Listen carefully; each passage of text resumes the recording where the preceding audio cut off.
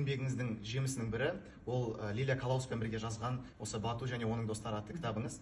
Ол қазір Қазақстанда ғана емес, Америка нарығында жарып жатыр екен. Құттықтаймыз сізді шын жүректен. Енді осы туындыңыздың шығу тарихы туралы айтып берсеңіз, және алда қандай жоспарлар, қандай кітап жазатын жоспарларыңыз бар туралы? Ол былай болды да, сол мен балаларым кішкентай болғанда Харри Поттермен бәрі ауырған ғой. Кәдімгідей қызым кітабын енді шықса кітабын сатып алады, ағылшын тілінде соны үшін меңгерді, шынына келетін болса сол әлі орысшаға аударылмаған кітабын оқимын деп дискін сатып аламыз, кино сатып аламыз. Кішкентай анау ұл тілі шықпай жатса да анау дискін құшақтап жүреді көшеде, басқа балалар қалақта машинкамен ойнап жүрсе, мен балам сол дискіні алып жүреді, жұрттың бәріне соны көрсете, ба-ба-ба деп бір нәрсе түсіндіруге тырысады, өйткені әпкесімен бірге кино қарап алған ғой, түсінбесе де 1-2 жаста. Сонда көршілер оны кәдімгідей Гарри Поттер, наш Гарри Поттер деп атап кеткен. Сол енді Жоан Роулинг қайдан нені алғаны, алхимия тарихын мен де білемін, батыс Европа мифологияны мен де оқыдым, мифологияның маманы болғаннан кейін. Қалай сиқырдың тарихын білемін да.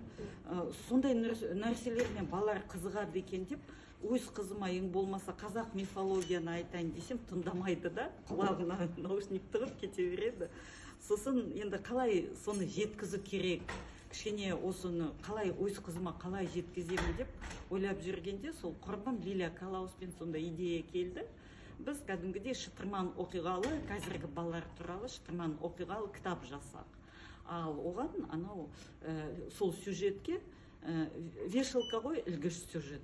Соған қазақ мифология туралы, әдет ғұрпы туралы, тіл туралы білімдерді соған іліп сол ілгішке іліп кетсек деген идеядан туған ғой. Қазір енді 4-ші кітабын жазып жатырмыз. 3 кітап шықты. Ой, 4-ші білмеймін, жағдай қиын болып жатыр кішкене. Лилия ковидтен кейін денсаулығы нашар. Мен сонша үйреніп қалдым, бұл кітапты Лилиясыз жаза алмаймын да. Тек қана Лилияға телефон соққанда ми осы бағытта қозғалады. Сондай. Сен оқисың ба сол кітапты? Мен оқыдым, 3 кітапты. Қызықты болған. Бұл барлық кітаптары, оның сюжеті өте қызықты, және мифология өте қызықты болған. Бұл кітаптар арқылы мен ежелгі түркі мифология туралы білдім. Гарри Поттер ол ағылшынша мифология, содан кейін Перси Джексон ол грек мифологиясын, сондықтан мифологияны жақсы көрсем. Сол кітапты маған мен Наташа апам берген. Ол сізді білет деп айтты. Соны оқы, бұл ағылшын адамдарға ұнайды, қатты қызықты кітап, соны оқыдым, өте қызықты болған екен.